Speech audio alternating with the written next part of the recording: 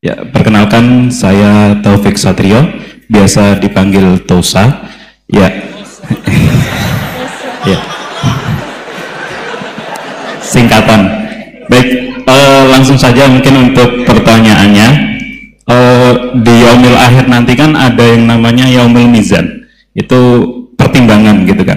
Nah, itu bagaimana kalau timbangannya itu sama, artinya seimbang? Nah, apakah itu nanti akan berada di tengah-tengah antara surga dan neraka atau seperti apa?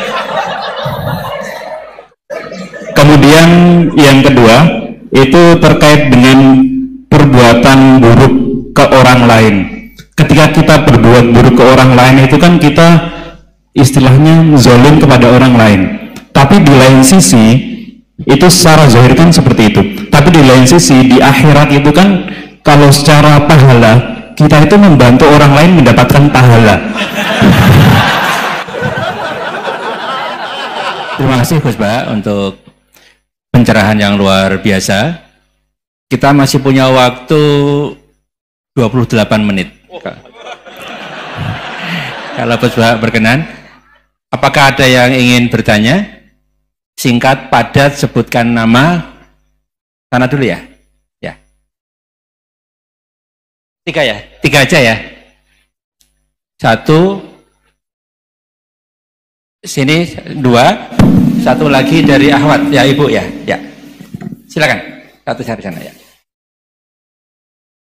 Ya, maju aja, maju. Mikrofonnya ini.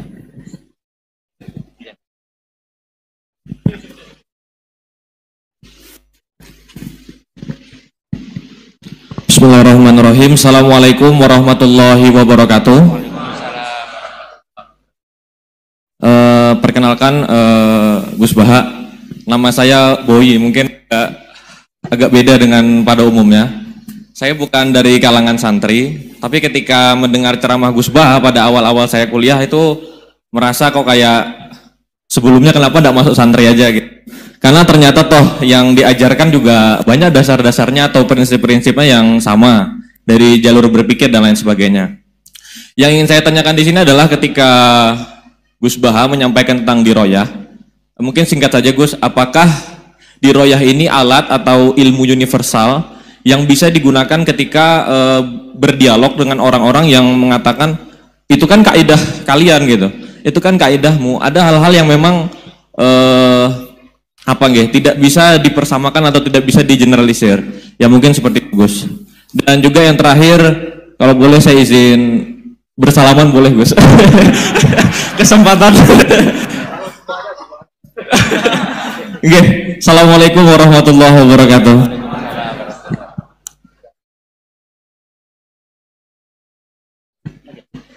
Baik, kita kumpulkan dulu satu lagi ya.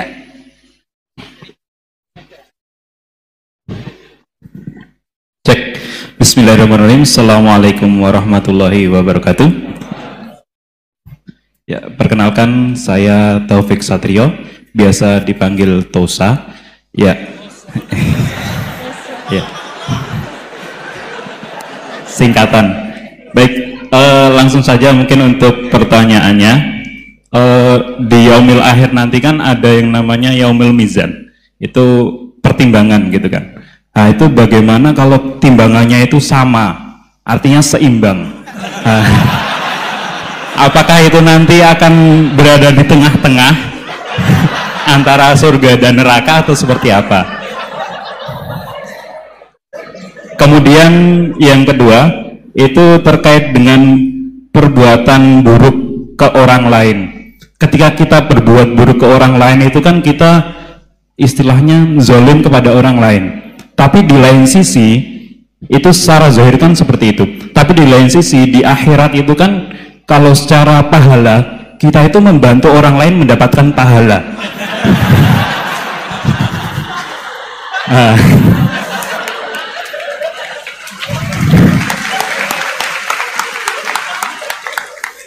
Jadi seperti apa Gus? Terima kasih. Assalamualaikum warahmatullahi wabarakatuh. Terima kasih Mas Tosa ya. Silakan Ibu ya. Ada ini. Mas ada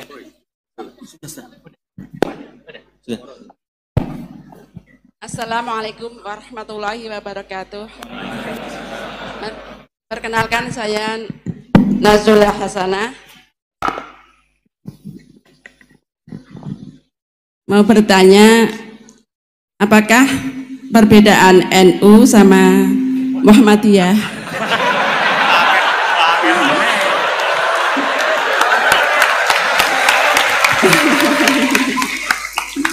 Tadi kan dijabarkan, terus dalam sholat subuh itu kan ada yang pakai doa kunut, ada yang enggak. Tolong jabarkan.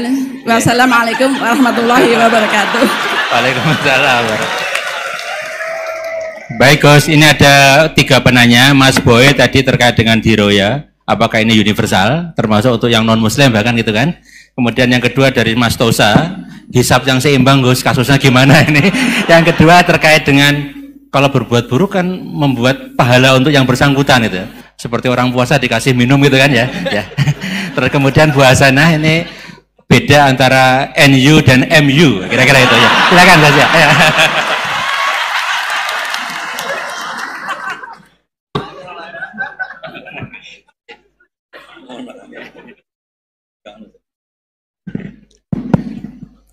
Bismillahirrahmanirrahim. Sebelum saya jawab, saya senang kalian semua senang dengan sesuatu yang taat itu.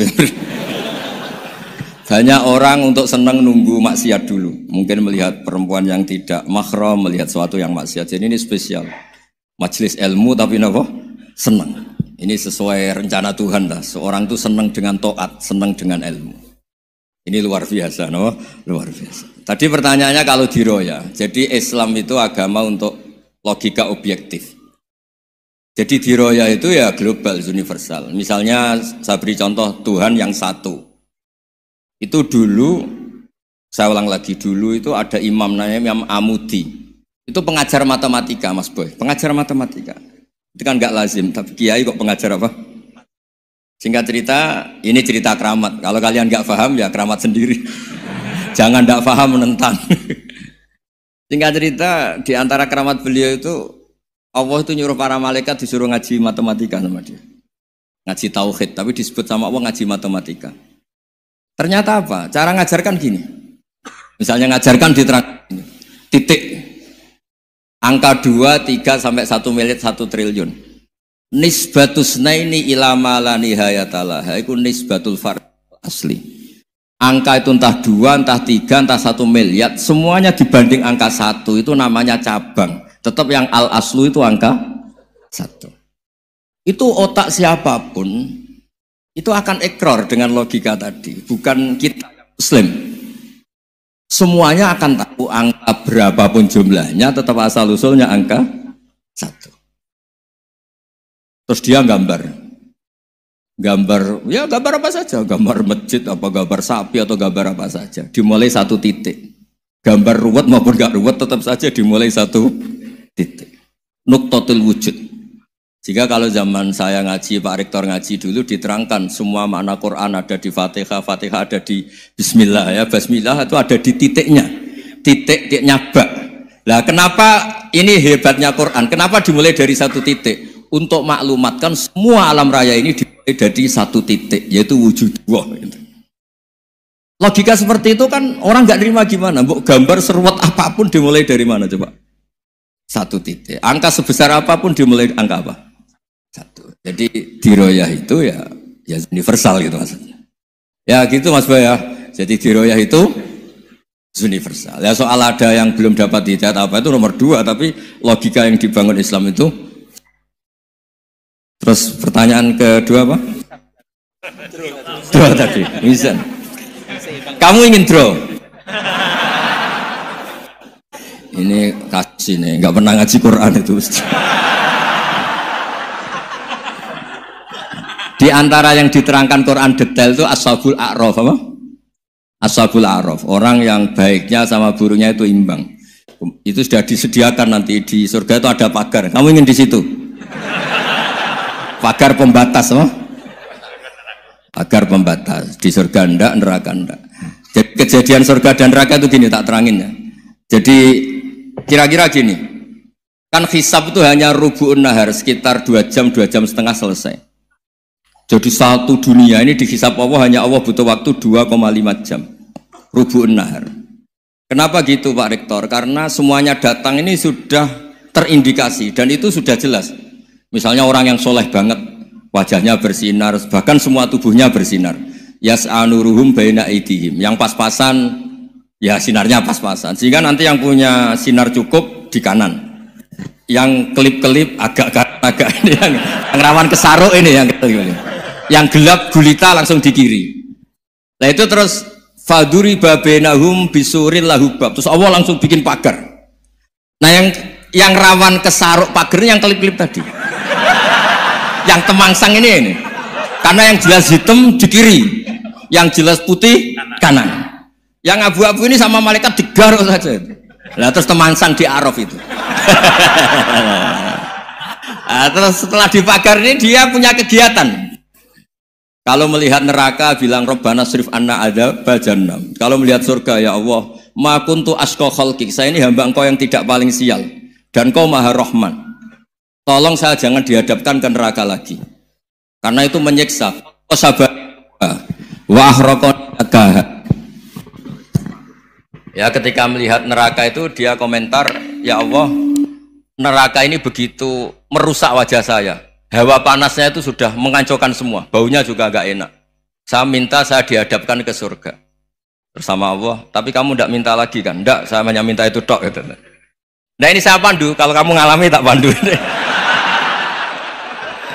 Kalau kamu ngalami tak pandu. Sama Allah terus diberi janji supaya tidak minta yang lain. Tidak, saya tidak akan minta lagi. Terus melihat surga. Nah, di surga melihat orang kayak gitu kan, di surga nanti kalian kan hura-hura semua. Wah, istri yang di dunia kurang cantik, rewel, yang di surga itu istrinya cantik semua, gak rewel semua. Gak minta belanja, cantiknya gak usah ke salon, pokoknya top lah. Terus dia melihat, tersiksa, cara Jawa ngiler. Wih, masa ngelihat tok? Akhirnya ya lama-lama berani ngajukan, ya Allah masa ngelihat tok? Gitu. Dikasih masuk gitu. Ya terus, tapi kamu kan janji tidak minta lagi. Ya terus ngerayu-ngerayu Tuhan lagi. Akhirnya walhasil nanti kalau betul-betul A'raf itu nasibnya akhirnya masuk surga. Tapi tadi digarap dulu lah, dikerjain dulu. Itu lama sekali perjalanannya, memang lama sekali. Nah soal orang membunuh itu, apa contohnya tadi? Berbuat buruk sama orang lain, ya apapun lah. Berbuat buruk sama orang lain itu, kalau faktanya nanti tobat, Allah yang bisa ngelola itu. Makanya Nabi pernah senyum-senyum, pernah tertawa-tawa. Sungguh ketika Allah menghendaki rahmatnya itu semuanya indah. Yaqtulul qatil fayatubu hadza. Jadi ada orang yang saya membunuh, terus dia tobat serius. Kemudian al-maktul yang dibunuh ini masuk surga karena madlum. Qatilnya karena tobat serius juga masuk surga. Ya begitu juga di kedoliman-kedoliman yang lain. Jadi ya makanya tobat itu penting sekali. Ya taruh saja begini yang terkenal ya, contoh Wahsy itu jelas di surga karena syahid dibunuh Wahsy. Apa Hamzah ini jelas di surga karena matul syahidan, dibunuh secara syahid oleh Wahsy. Tapi karena Wahsy tobatnya serius, nanti juga di surga. Begitu juga keburukan-keburukan yang lain. Jadi tobat ini misalnya ada orang hartanya dicuri. Tentu yang dicuri ini kalau dia orang baik, ya mungkin secara formal lapor polisi, tapi kalau dia orang baik mungkin ridho lah, sudah itu sudah ridho kan. Berkahnya ridho, dia menjadi orang baik karena ridho diuji Allah, hartanya apa? Dicuri. Kemudian yang mencuri tobat, entah harta itu dikembalikan, entah dikasihkan masjid sebagai amalnya yang dicuri, entah apa-apa. Allah ngasih tobat orang ini. Kemudian sama-sama jadi orang baik, kemudian sama-sama di surga. Makanya itu Nabi sampai senyum-senyum. Betapa rahmatnya Allah tidak terbatas. Sama lagi, betapa rahmatnya Allah tidak terbatas. Bahkan qatil sama maktul bisa ngopi di surga bareng tadi itu. Karena ya tadi, masyhur itu. Yang paling legenda dalam sejarah Islam kan, saya pernah membunuh orang yang sangat dicintai Rasulullah. Sebagai tobat saya akan membunuh orang yang paling dibenci Rasulullah. Singkat cerita, Wahsy ini menangi bunuh Musailamah al-Kadzdzab, orang yang ngaku-ngaku Nabi yang merusak tatanan apa? Islam. Apapun itulah, cerita-cerita apapun itu. Makanya saya sering cerita, kalau preman pasar itu tobat, bu, jangan nyapu masjid. Tobatnya tetap di pasar, yang dulu pasar gak aman karena dia, sekarang aman karena dia. Jangan tobat terus nyapu di pasar, pasar diganti soksisennya pengganti. Itu enggak fair apa? Jadi kalau tobat itu harus seimbang dengan zaman salahnya. Zaman apa? Kayak Umar. Ketika dia kafir itu orang Islam dibikin takut. Terus ketika dia Islam gantian orang kafir dibikin takut. Pertama dia Islam langsung marahnya Abu Jahal, awas kalau ganggu Rasulullah, ngadepin saya. Itu fair. Kenapa? Fair. Jangan tobatnya bikin orang takut, lah tobat ke masjid nyapu, yang di pasar diganti penggantinya tetap gaduh. Gak boleh, harusnya kalau lama bikin pasar takut, ya sekarang lama bikin pasar apa? Aman. Itu tobat yang apa? Seimbang. Ya kira-kira gitu ya. Nanti tak pandu kalau sudah diarah. Yang ketiga NU sama MU. Satu itu beda seragamnya dan logonya.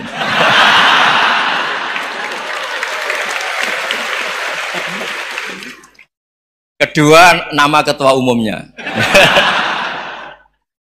Ketiga, tanggal acara besarnya. Muktamar Muhammadiyah dan NU itu beda. Sudah beda satu abadnya. Tentu dulu Muhammadiyah. Tapi begini ya, perbedaan itu nggak bisa dihindari karena tadi ada sudut pandang apa? Ada sudut pandang itu nggak bisa dihindari. Ini cerita yang nyata ya. Saya ulang lagi, senyata-nyatanya. Andaikan betul Rasulullah itu hanya kunut 1-2 kali, maka kalau menurut mazhab Syafi'i, apa salahnya melakukan sunnah terus-menerus meskipun Nabi itu melakukan hanya beberapa kali? Karena pertama sesuatu yang pernah dilakukan Nabi pasti akan menjadi sunnah yang terus-menerus. Nabi itu puasa Senin Kamis juga tidak selalu. Salah kalau ada orang bilang Nabi malah takut kalau ibadah sunat dilakukan terus-menerus karena nanti takut dikira wajib. Itu masyhur dalam kaidah usul fikih. Tapi yang tidak kunut juga tidak salah karena ya tadi Nabi ya pernah kunut, Nabi juga pernah tidak kunut karena nabinya orang banyak. Kan bukan nabi kelompok tertentu, no? Jadi sederhana. Terus menyangkut ini dengerin betul, sujud. Sujud itu banyak ulama yang mengatakan untuk sah itu harus melibatkan 7 anggota. Umirtu an asjuda ala sab'ati azumin al-jabha wal yaden warukbaten wal qadamen. Saya diperintahkan sujud itu melibatkan 7 anggota, yaitu jabha, yaden 2 tangan, 2 lutut, terus 2 qadamen. Tapi Imam Syafi'i ngendikan, andaikan ada pendapat yang mengatakan ukurannya cukup jabha, maka itu juga benar. Karena Nabi ketika sujud ngendikan sajadalaka wajhi wa sam'i wa basori. Ya Allah telah sujud ke engkau wajah saya, jabha saya. Nabi tidak menyebut tangan, tidak menyebut rukbaten, tidak menyebut qadamen. Ini wajah dua wajah, ukurannya itu hanya jabha. Itu kayak iya, kayak enggak. Nah hal-hal seperti itu yang menjadikan ada ijtihad. Ijtihad itu satu pemikiran yang cara sudut pandang itu kayak iya, kayak enggak. Nah itu terus ada al-madhaibul arba'ah. Terus ketika implementasi di Indonesia, dulu Mbah Ahmad Dahlan juga ngaji Mbah Soleh Darat, Mbah Hasyim Asy'ari juga ngaji Mbah Soleh Darat. Ketika di Mekah sama-sama ngaji Syekh Khotib Minangkabau, sama-sama ngaji Syekh Mahfud Termas. Jadi ya kalau di keluarga kita itu ya biasa aja, perbedaan-perbedaan itu selama masih ilmiah dianggap biasa aja. Karena memang ngelola sudut pandang itu nggak bisa ditertibkan. Nabi Yahya itu suka berkawan orang soleh. Karena berkawan orang soleh itu enak. Tapi kalau Nabi Isa suka dadani desa-desa tertinggal yang masih macam-macam. Ketika ditanya, kenapa engkau suka berkawan orang-orang gitu? Ana tabibun udawil mardo. Di mana-mana kiai itu ya nyembuhkan yang sakit. Jadi kalau dakwah yang sudah iman tuh akeh tunggali gitu. Tapi dakwah gitu kan tantangan. Itu sudut pandang. Ada nabi itu yang tertawa terus guyon terus. Yang satu murung terus. Ya sama Nabi Isa dan Yahya kan satu angkatan. Mali aroka dohikan fakaan nama tak manumin makrillah. Kamu kok tertawa-tawa terus seakan-akan nggak ada adab saja. Yang satu tanya, mali aroka abisan kaan nakata kena tumir rahmatillah. Wong kok murung terus, kok dunia orang rahmat deh. Nah anda ini orang hebat. Guyu banter ya iso, nangis banter ya iso.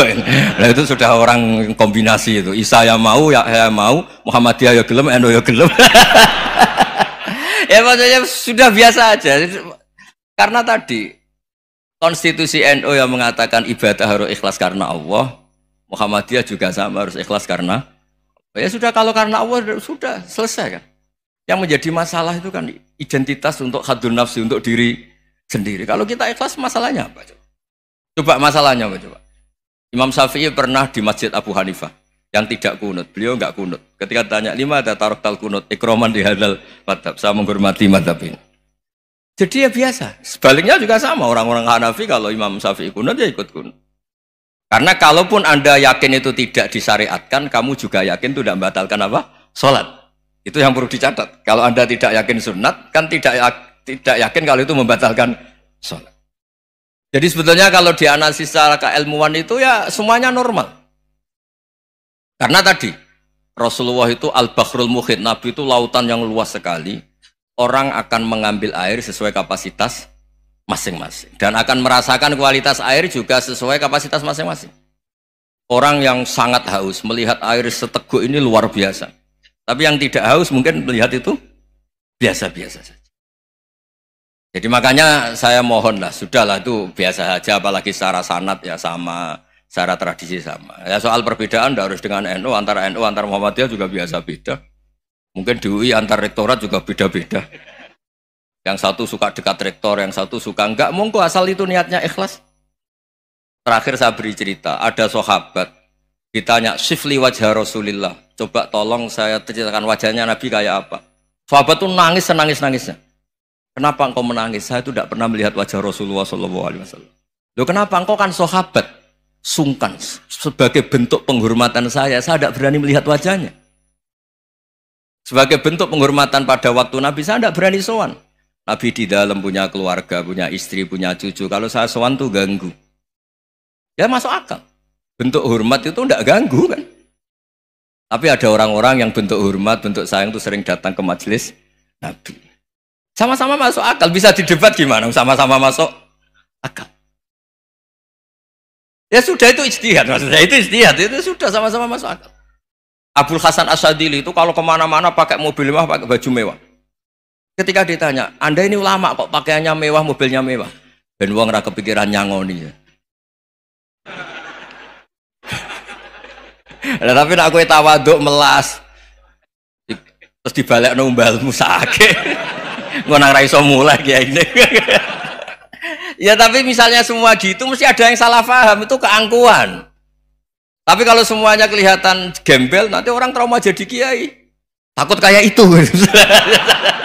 Ya sudah, itu wilayah ijtihad, sudah tidak usah ya, pokoknya sudah, yang penting ikhlas. Anda berani tanggung jawab nanti ketika ketemu Allah Subhanahu wa taala. Nggih, ngoten. Assalamualaikum warahmatullahi wabarakatuh.